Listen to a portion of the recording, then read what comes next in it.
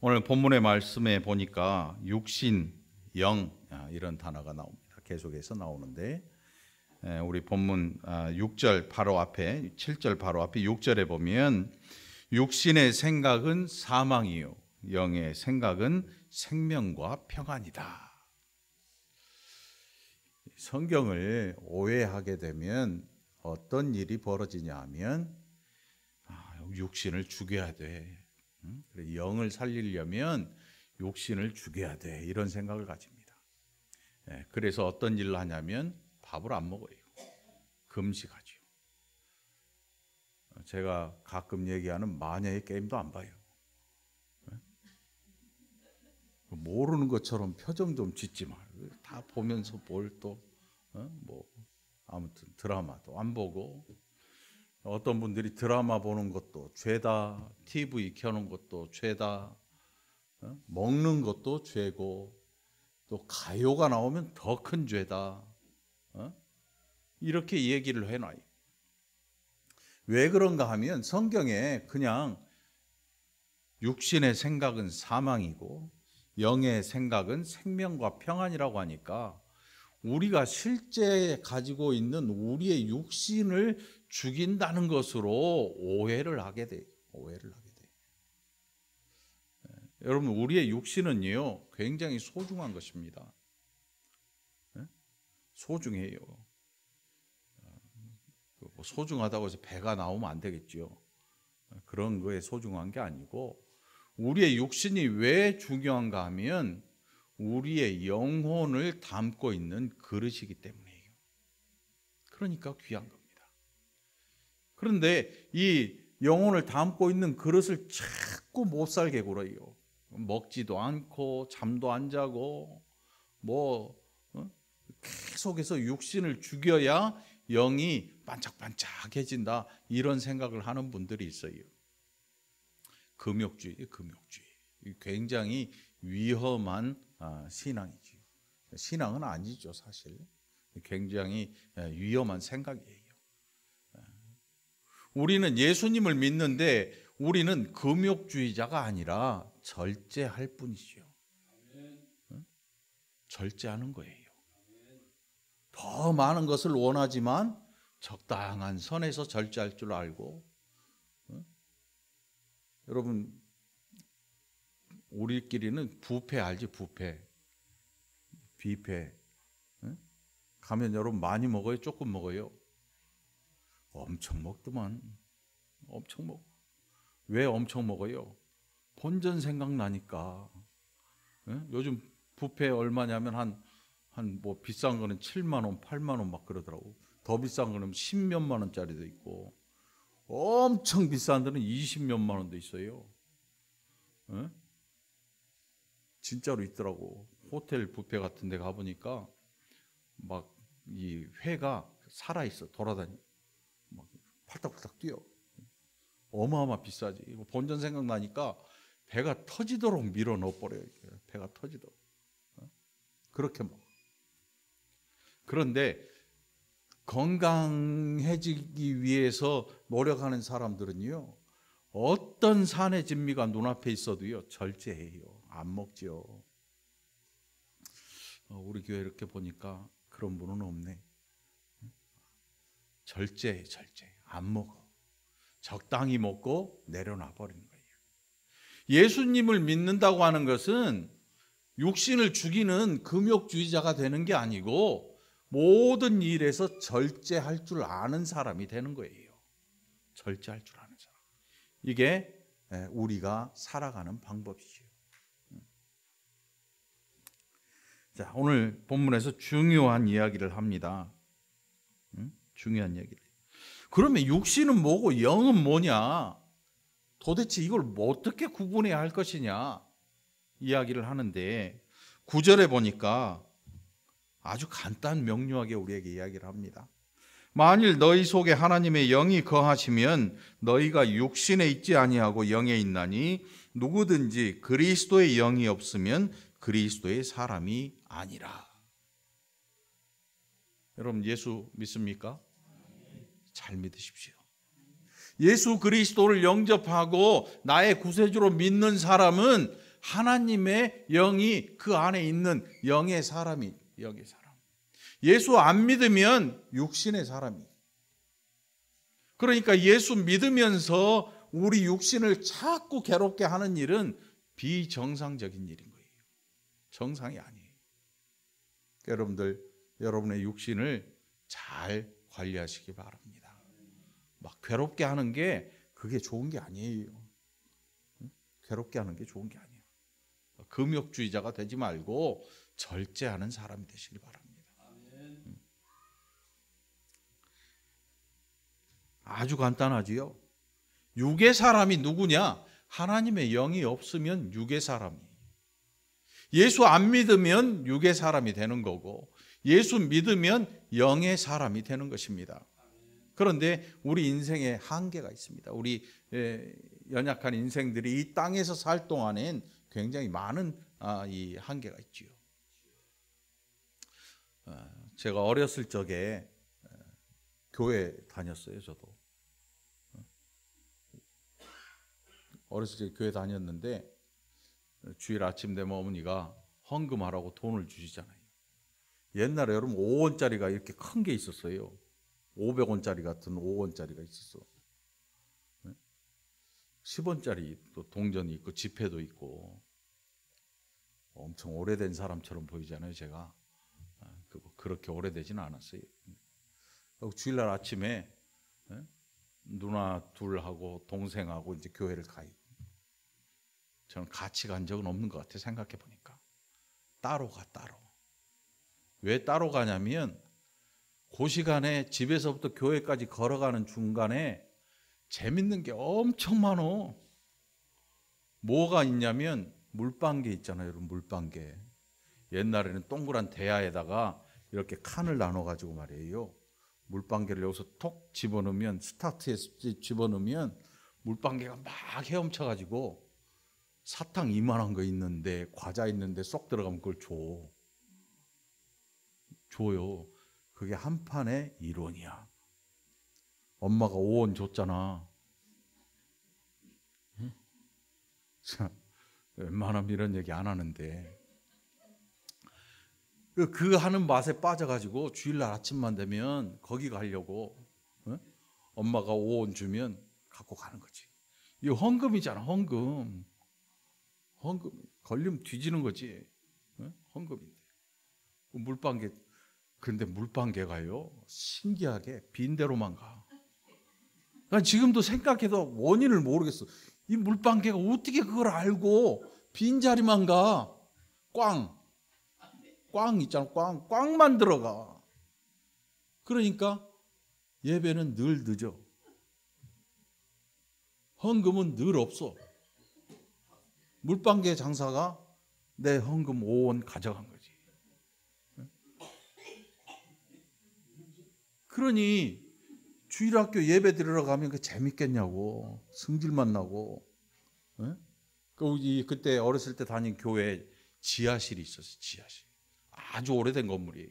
돌로 지은 정말 오래된 옛날 교회였는데, 그 지하실에 가면 풍금이 있어. 풍금.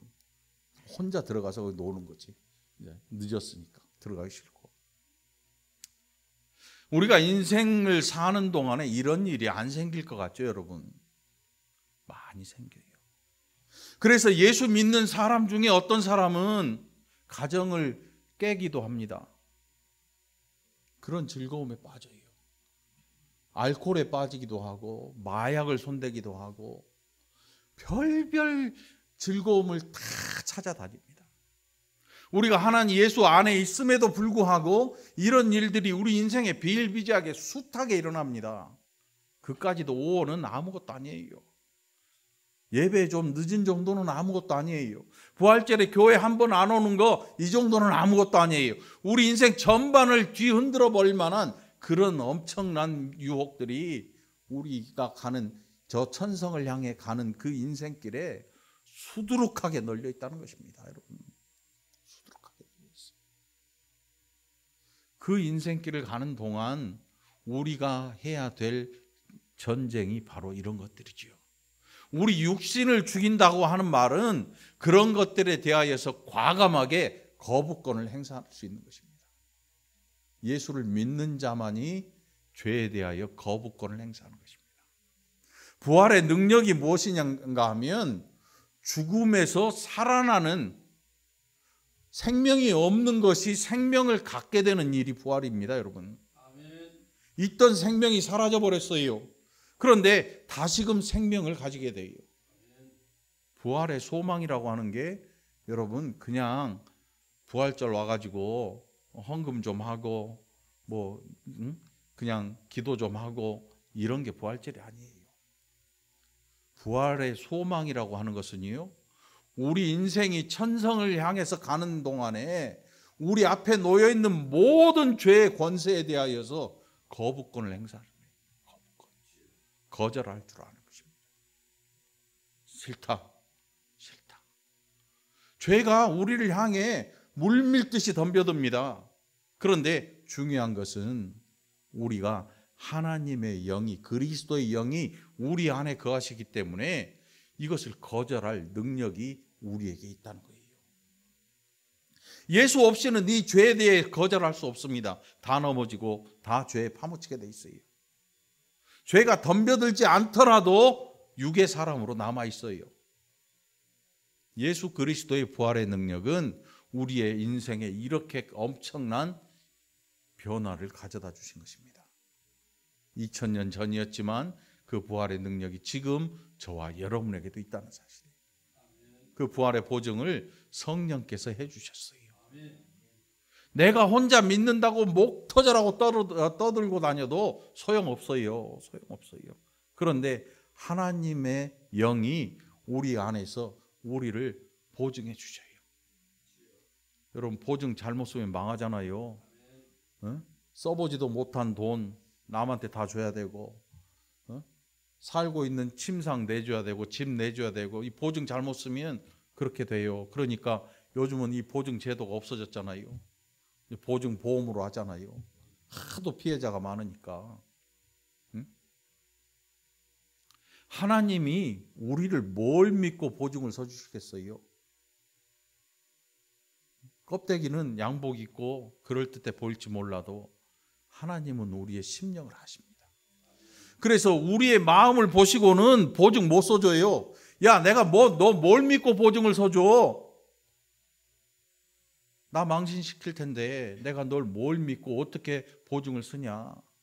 그럼에도 불구하고 어느 날 갑자기 나를 보증해 주시겠다는 거예요. 그 원인이 뭔가 했더니 성령께서 우리 안에 거하시게 돼요. 성령께서 거하시는 이 일로 말미암아 하나님께서 우리가 하나님의 백성임과 부활할 것을 보증 서 주시는 거예요. 부도 안 나요. 부도 안 나. 그러니까 여러분, 신앙생활 한다고 하는 것, 이거 실로 엄청난 일인 거예요. 여러분, 마음에 부활의 소망 늘 있게 되기를 축원합니다. 이게 그냥 거저 다니는 게 아니라고요. 아유, 이번 주 교회 안 나갔네. 2주 빼먹었네. 3주 빼먹었네. 목사님 복이 민망해서 어떻게 나가나? 그런 생각 할 것도 없어요.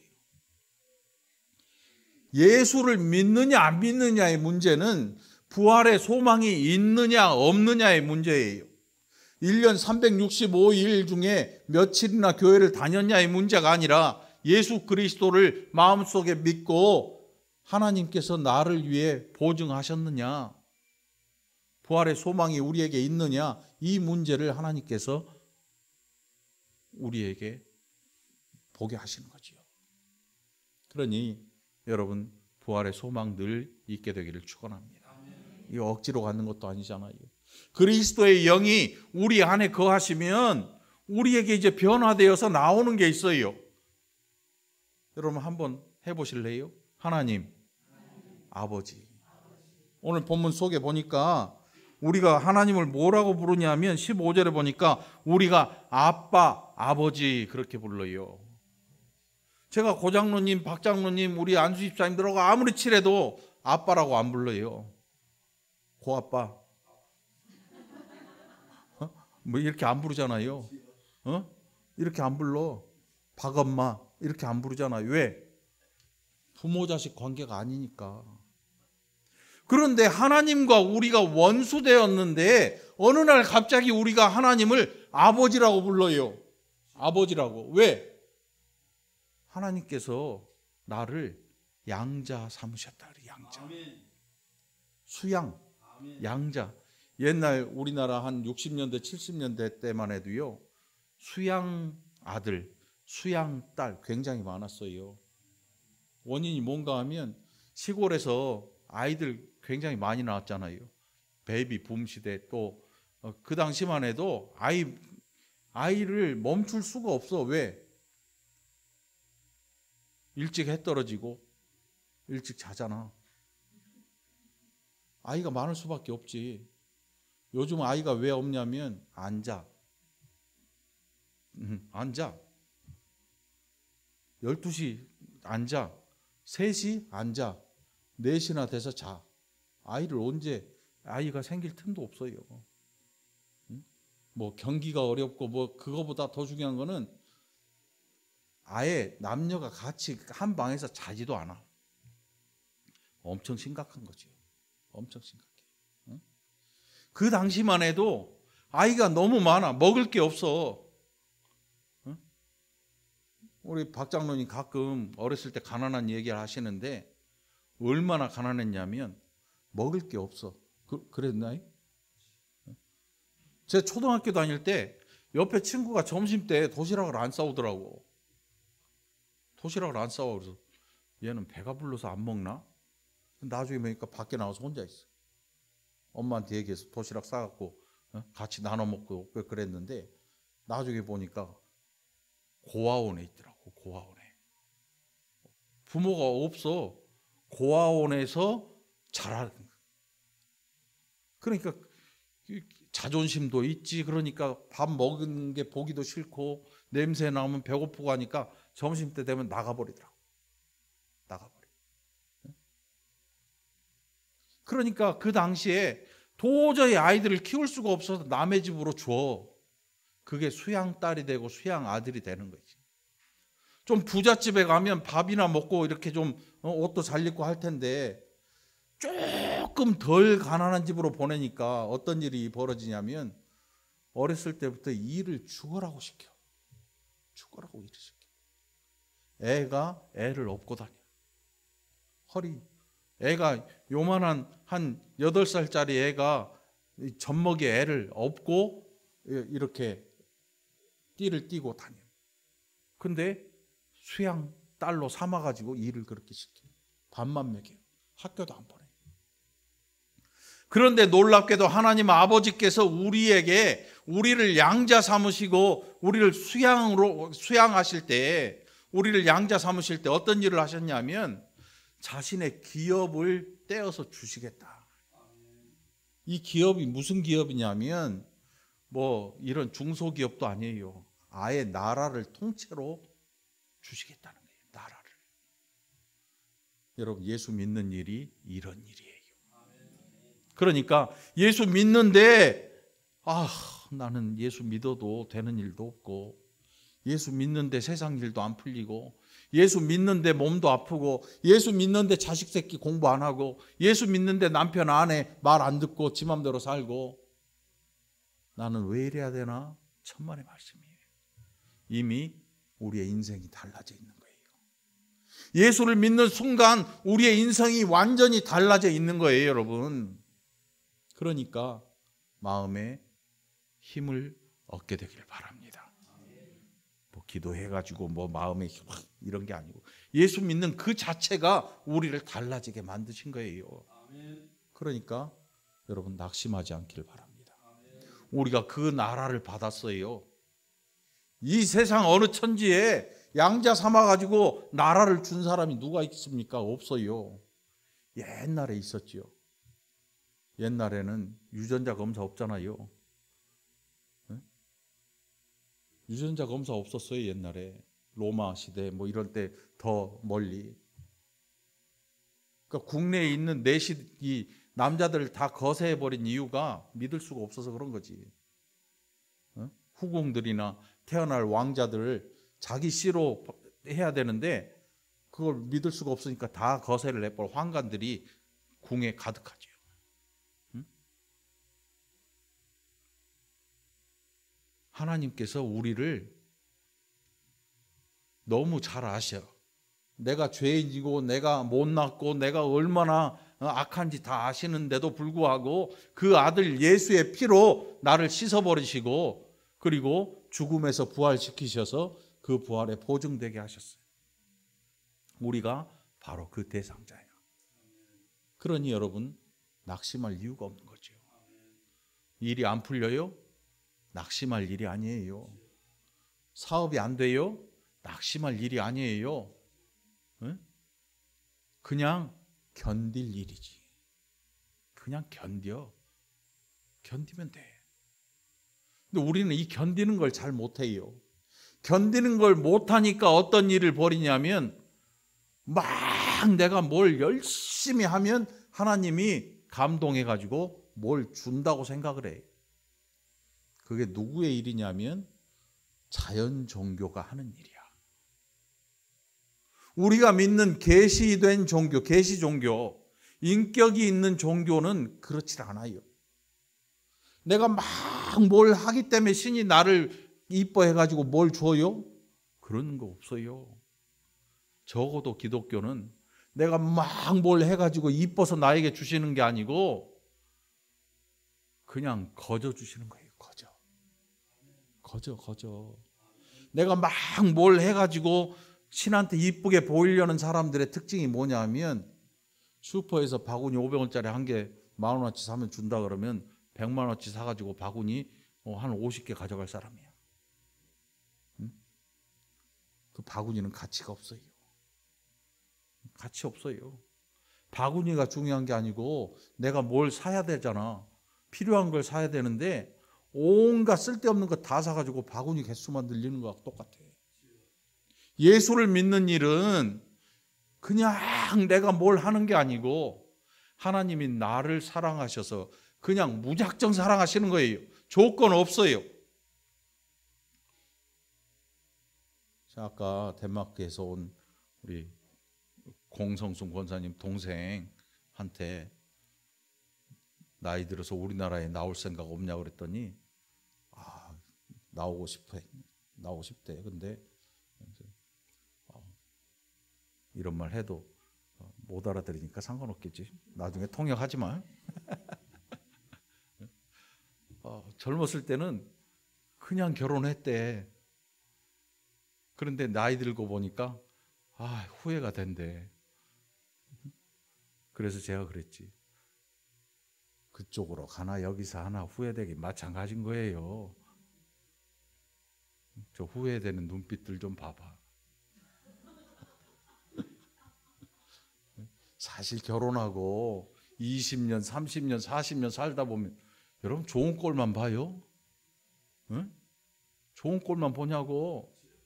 아무리 인꼬 부부라고 하는 이 성정이 유순한 부부하고 응? 이 다 보면 후회 눈빛들이 없잖아 있어. 어떤 때 마음에 안 들 때 휙 째려보면요. 후회가 지나가고 있구나. 누구나 그래요. 누구나 그래. 하나님은 우리를 사랑하시되 무조건 사랑하셔요. 무조건. 조건 없어요. 우리는 젊었을 때 콩깍지 씌인다 그러죠. 콩깍지. 보면 이뻐. 좋은 걸 어떻게? 응? 내가 다 알지. 조병영 안수 입사님이 젊었을 때 아파트 그 숲 그늘 아래 숨어가지고 둘이 데이트하다가 결혼하고 그랬잖아. 아마 자매들은 다 알걸. 저기 있는 우리 박창환 집사님도 그랬을 거고. 콩깍지가 씌어야 결혼을 한다 그러잖아. 그게 이제 떨어지면 약간 후회가 남지. 뭐 그런 데를 어떡하겠어. 물릴 수는 없잖아. 내 청춘을 돌려줄 수도 없어요. 소용없다고. 하나님께서 우리를 택하실 때 후회 없이 택하셔요. 우리가 잘못된 길을 갈 때 예수 믿고 잘못된 길을 가면 성령께서 우리 안에서 한탄하시지요. 한탄하셔요. 그거는 후회의 한탄이 아니에요.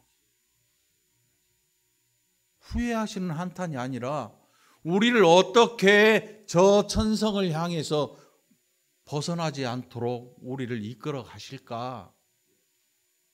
그리고 우리가 그 한탄을 듣고 다시금 하나님이 가라신 그 길 안으로 들어오기를 바라시는 거지. 그 한탄이지. 택한 걸 후회하시는 한탄이 아니라. 자, 17절이에요. 16절과 17절.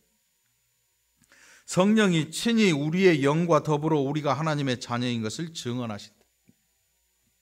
여러분, 하나님의 자녀이십니까? 잘 생각해 보십시오. 내가 하나님의 자녀라고 생각하는 게 아니고 하나님 아버지께서 나를 하나님의 자녀로 삼으셨기 때문에 내가 하나님의 자녀가 되는 것입니다. 우리 시연이 있잖아요. 시연이도 있고 또 정인이도 있고 영연이도 있고 아이들 많잖아. 그 아이들이 저한테 달려오면서 뭐라고 불러요? 교회 오면 저기서 들어오면서 나를 딱 보면 옛날에 이 수림이 김미정 원사님 딸내미는 저기서 들어오면 달려오면서 못짜님 그랬더니 뭘 짜? 뭘 못 짜? 못짜님 그러 나중에 결혼하자 그러더라고. 그래서 속으로 일단 네가 세상을 좀 살아봐라. 그랬더니 교회를 안 나오네. 참 이거 기가 막힐 일이지. 세상을 좀 살아보라고 놔뒀더니 교회를 안 나와. 이런 좀 데리고 나와야 되는데 아무리 이뻐해주고 아무리 친해져도요 아빠 하면서 달려오는 애들 없어요. 아빠 하면서 달려오면 어때요? 우리 집사람이 나를 쳐다보겠지. 뭐라고? 저 인간 혹시 아무리 친하고 아무리 이뻐해도 아빠라고 달려오면요 길에서 웬 아이가 아빠하고 달려오면 그거 기가 막힐 일 아니요. 응? 미쳐버리지 진짜. 응? 아무리 이뻐하고 아무리 좋고 아무리 잘생기고 아무리 부자여도 아무나 아빠라고 달려오지 않아요. 그런데 우리가 예수 그리스도를 영접했는데 아무렇지도 않게 기도하면서 하나님 아버지 이렇게 부른단 말이지. 이 원인이 뭔지 아십니까? 세상 사람들은 네가 예수에 미쳤구나 그래요. 예수에 미친 게 아니고 하나님이 나를 자녀 삼았으니까 자연스럽게 아빠 소리가 나오는 거예요. 그러니까 하나님을 아버지라고 부르는 거지. 응? 아무나 부르는 거 아니잖아요.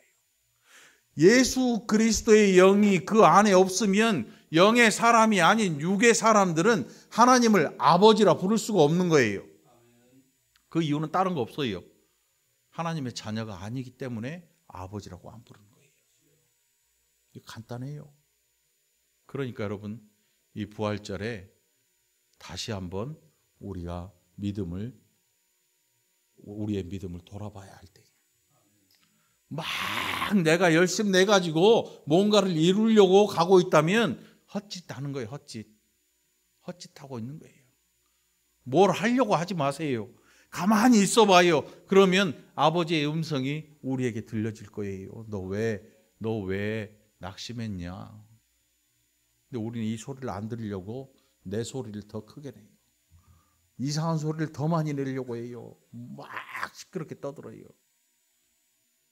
하나님의 음성이 우리가 가만히 있으면 들려져요. 야, 밥 먹어라. 밥 먹었냐? 안 춥냐? 하나님이 우리의 연약함을 알고 계시거든요. 우리가 가장 먼저 해야 될 일은 이 음성을 먼저 들을 줄 알아야 되는 거죠. 들으려고 기다려야 되는 일이에요. 너무 길게 했네. 성찬식도 해야 되는데. 자, 여러분 이 부활절에 여러분의 마음에 넘쳐나는 부활의 능력이 있기를 간절히 축원합니다. 기도합시다. 하나님 아버지 감사합니다. 이 부활절 지내며 우리의 마음에 부활의 소망 확고케 하시고 이 세상 그 어떤 것과도 바꾸지 않는 귀한 또 하나님의 선물이 되게 하여 주옵소서. 감사드리옵고 예수님 이름으로 기도합나이다. 아멘.